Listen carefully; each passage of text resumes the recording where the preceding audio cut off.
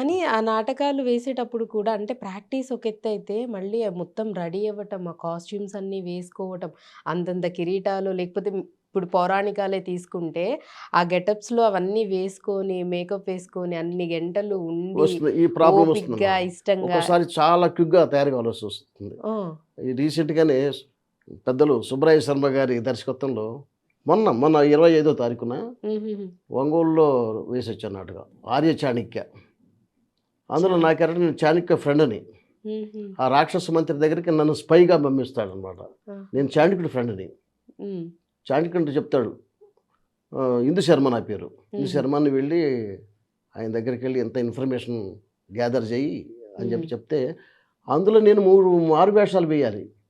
ఓహ్! ఆ మారు వేషాలు వెంట వెంటనే సీన్‌లుంటాయి. అబ్బా! అప్పటికప్పుడు మళ్ళీ ఒకసారి ఒక సీన్‌లోనే ఏమన్నా బొట్టుండదు. మళ్ళా ఆ! బొట్టు పెడతాడు. హ్మ్. అలాగే ఈ చేతులకు కట్టేవి కొన్ని కొన్ని ఉంటాయి పూసలు. అవి హ్మ్. తీయాలి వెంటనే.